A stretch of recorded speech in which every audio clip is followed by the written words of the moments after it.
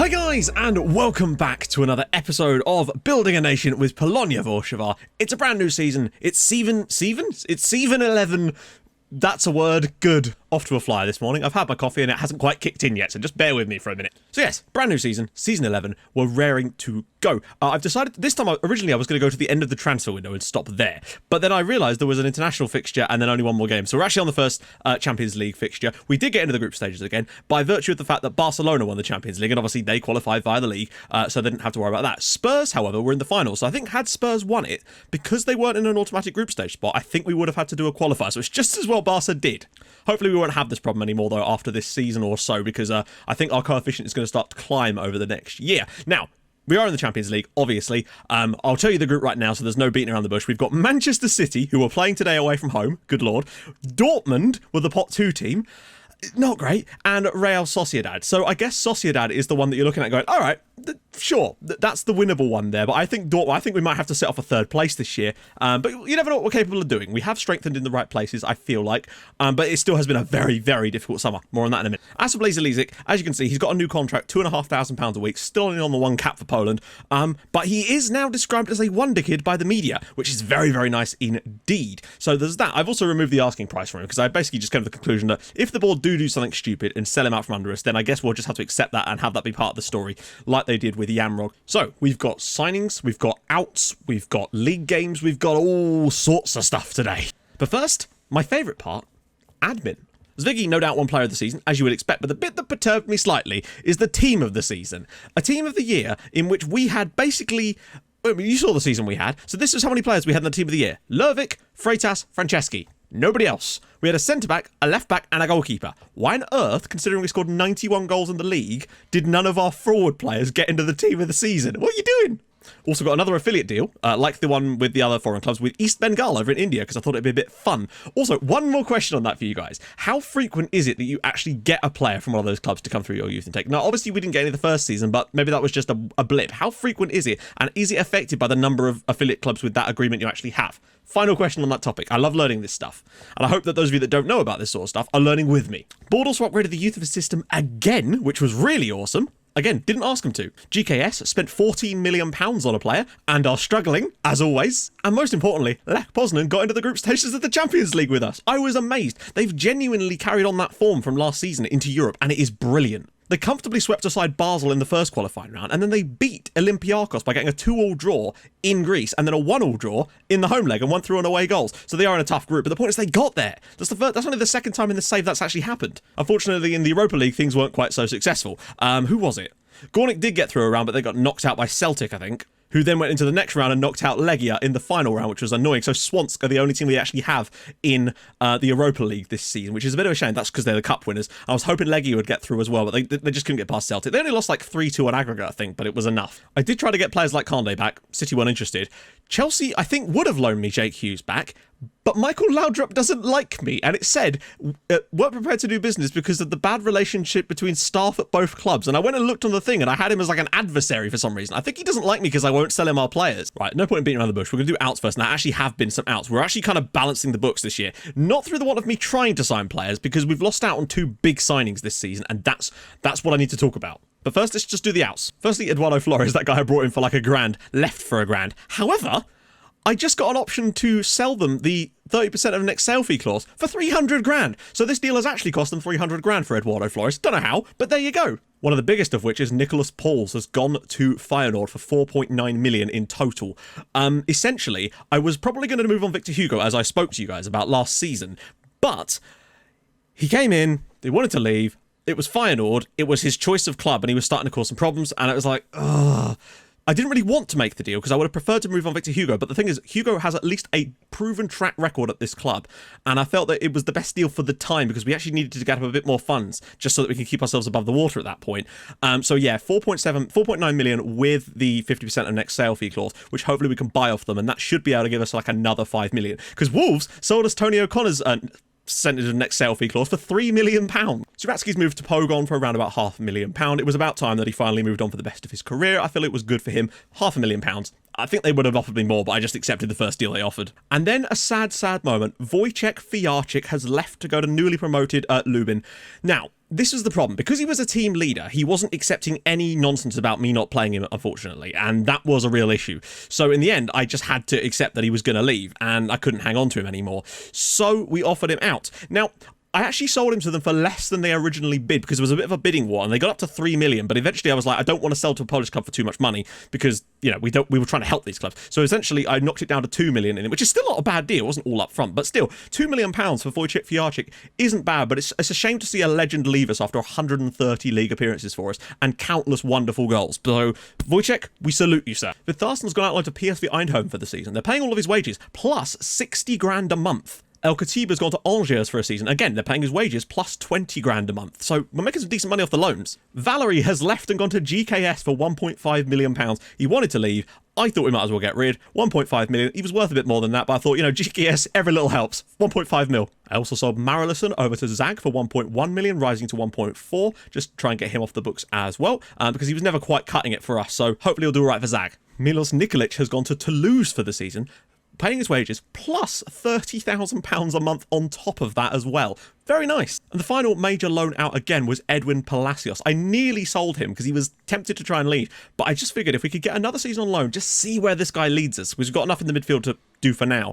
And they're paying all of his wages plus 100 grand a month, our Hamburg. So we're going to get over £1 million from this loan deal. And that's fine by me, because then we can just sell him at the end of it if we really, really want to. Ins. It's been, I just need to explain this. So basically, I had a guy, I told you guys about a guy that was at Boca.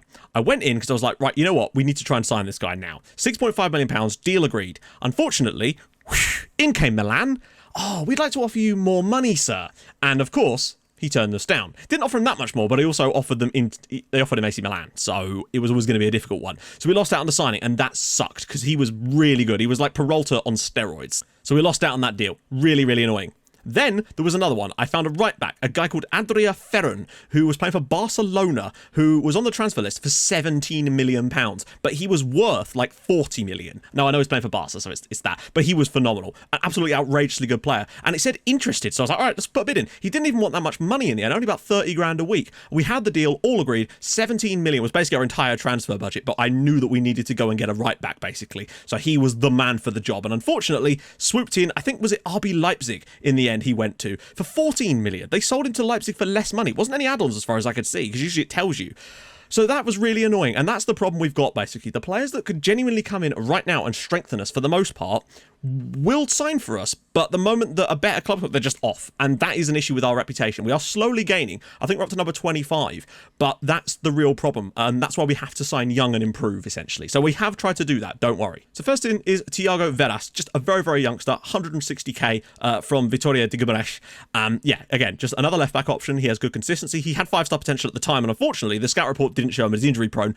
Bit annoying, but there you go. So I feel like he's one for the future. Come in and be friends with Alberto Freitas, who is now our captain, by the way, and he's so good, right?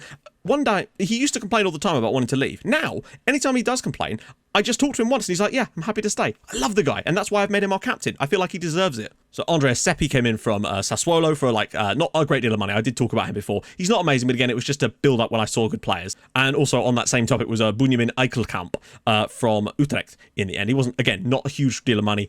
The star ratings were better at the time. It's just one of those things, basically. These were signings I made before the summer started, but don't worry, I have made more. One of the earlier ones I picked up is this guy, and this is one of the most... these are the kind of deals that we have to do, and I'm getting more and more difficult to find these kind of deals, basically. This is Vladimir Jovanovic. He's a 19-year-old Serb. He's a resolute personality. He's signed from Red Star Belgrade. My boys. And you know I love a Serb, particularly in this save. And this guy is insanity. I didn't expect him to be as good as he has been. You'll notice down here that he's had a very good start of the season. More on that in a minute. But this guy is ridiculous. £1.2 million his release clause was, so we signed him up instantly, and I think he's brilliant. I think this guy is an absolute star. Next up are some loan signings. Firstly is Ramazan Aslan, who's come in from Schalke. We needed right backs, and unfortunately I was starting to get to the point where I couldn't find any, so I went to the loan market, because that's what you need to do. Also, all aboard the Schalke train is Lasse Bang, a Danish international, 15 caps for Denmark. I needed another centre-back option to go with Panda and Freitas and Vinjevic, and since I couldn't seem to find any youngsters that fit the bill, I went for a loan signing instead. 25 years old, playing for Schalke, a bit more money, but look at him. He's 6 foot tall, he's got great heading, marking, tackling. I think he's done a really solid job for us in the games he's played so far, and I think it's going to be very useful. Hopefully we don't draw Schalke in any competitions, otherwise we're screwed. Unfortunately, I'd also picked up Julian Berami on loan from Stoke for a season 2 again, to play in that same role, and he's on quite a lot of money too, and I feel like this one was one of these ones I wish I could maybe cancel this deal, because I don't think he's as good as some of the other guys we've got there, and he's on more money, but I guess you make mistakes, you know? Next up is a young goalkeeper who I felt like was a good deal at the time. He was rated at 96 by my scouts, mainly because he was fairly cheap. He had a release clause of £3.3 million. This is Juan Martin Iglesias. He's essentially my can we get better than Ruben Franceschi potentially if Franceschi leaves at some point, because he is wanted by big clubs in South America, but he has just signed a new deal, so maybe not. So I figured this guy could be his natural successor at the 19-year-old. £3.3 million. Yes, he's on reasonable money, but not that much really. But he did want squad status of key player, so that could cause some issues for us. Another cheeky little signing is a young right back this time. This one is actually a proper signing though. This is Alain Olivier, who's come in from FC Sion over in Switzerland. Nice to bring in a young Swiss one. I was looking at another Swiss guy. I told you about him before, but unfortunately the deal has just become untenable at this point because we've left it for too long. He is short, but he's got decent crossing, decent dribbling. He's very, very young still. There's a long way for this lad to improve, but I feel like he's got what it takes to potentially do that. He does have the mercenary personality, unfortunately. He's another, what's his name? Fazic. But still, it was the potential I was mainly looking at with this guy anyway. £1 million, yeah, it's all right. But now, I did make one more signing, a right back that should in theory be good enough to start. And this one came out of nowhere. I was monitoring for a little while. This is Mark Stamler, an American international who came through, ironically, in South America, but he is an American international and was playing for River Plate before he joined for us. Now, he is on a lot of money, I grant you, but good crossing, good dribbling. He's only 5'6", but he has incredible physical stats other than, you know, his height and whatnot. He is a very attack-minded right back, and I think that's what we kind of need in that position to really boost that area of the team. He's a wing back, a proper one. Right, we've had some games off camera. I'm going to quickly show those now before we get into the City game, because there's some other stuff we need to talk about too.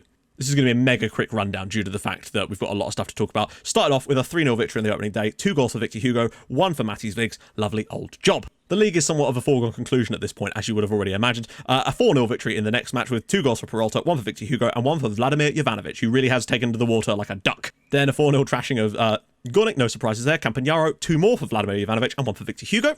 Then a 2-0 over Rakov, Zvigawa with a goal, Anthony Campagnaro adding another one. He's had a good start to the year, just filling in. Then away to Wisła Krakow, a goal for Jovanovic, 2 this time for Matthijs Zvigawa. He's still been hitting the goals. Then a 2-0 victory at home to Pogon, 2 more this time for Vladimir Jovanovic, what a ledge. Then a 4-0 away at Wisła. Blaise Lisic grabbed a pair, Vladimir Jovanovic grabbed another pair. Lisic did get injured though, and he's not going to be fit enough for today's game, but he has still got goals this season, as you've already seen. It's nice to see him finally hitting that sweet spot. And lastly, a 3-0 victory over Lechia, a goal for Matthijs Zvigawa, and then 2 for Victor Hugo in as many minutes. Peralta was insane. You might notice we've not conceded a goal yet. Well, we've actually not conceded a goal in 11 consecutive league games. Unfortunately, in order to get that achievement, you have to do it in competitive matches in total, in a row or something. So we haven't got that Park... Is it Park the Tank or something like that? I really want to get it, but unfortunately Champions League games I think are going to make it impossible for us at the moment. So here is how the league looks. Not a huge surprise there so far. 24 points out of 24, 8 wins out of 8.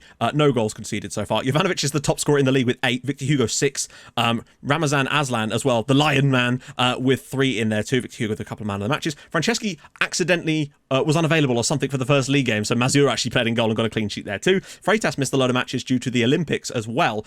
So yeah, we've done all right even without our strongest players in there, but obviously we were going to dominate the league. We kind of already know that. You'll notice GKS, as usual, despite their incredible signing, are down in 14th place still. They actually lost their first 4 in a row, if I remember. But today, it's about the Champions League. We're away at City. Dortmund host Real Sociedad, so you feel they'll probably win that, but you never know. Someone said that maybe Zvigawa has terrible adaptability, and that might be the reason that he's not ever got used to that role. Fully accept that could definitely be a reason. Orozco or Garcia? Orozco's actually played really well so far. I might actually give him a try. Stamler is available on the right, but you can see we're stacked on this right side now, which is definitely useful. Albarracin, I rested him for the last game, so he's back. Bang and Pandurovic, because Freitas is just jaded, but you can see that we've still got some good options there, and I want to do with Franceschi, of course. And I was able to basically register everybody I wanted this time around, and that's thanks to having a lot of players now counting as homegrown, which is beautiful. So we've got Campagnaro, Aslan, Kevin, Luis, Vinievich, Garcia, and Gorosito on the bench. It's so nice to have. And we've also got 2 solid keepers. Okay, so it's the away leg first. We're obviously going to have to be more defensive about this. We're going to go to defensive. We're going to just loosen up the passing a tiny little bit. Might turn off work ball into the box just so we take our chances and just get in there a bit faster in these sort of situations. That's all we can really ask for here. You know, we've picked up some good results in the past. We got, I think we got a draw against Arsenal. We've got a draw against Man United, I think. We had a good result against PSG. We're capable of getting results. You know, that's the good thing to see. We didn't get many last year, that's what I would say. In fact, we won the games we were supposed to win last year, but that was about it. Victor Hugo, being allowed to run directly at City here. There could be some spaces due to that one less player they've got in midfield. Peralta, he's gone all the way through. Oh my goody aunt. He had 2 players, or maybe even 3, over to his left there that he could have slipped that ball into. This is going to go end to end, I can sense, which is not entirely the worst thing in the world for us. Victor Hugo goes past 2 players. What about that? Orozco. Can he find a... Oh, he's gone for goal. He's done it a few times now and provided these little spaces for us. It's Vigawa. Jovanovic. Look at the space out wide for Albarracin. Can he find a cross? He's going to go alone here. Albarracin, good save from Gabba. I want to talk about purely how brilliant we've been so far in this game. This, to me, suggests that actually might well be something to the way we're playing right now. Maybe it's just their tactic. Albarracin again. He's cutting through players like they're not even there. He's found Vigawa. Blocked. Silva.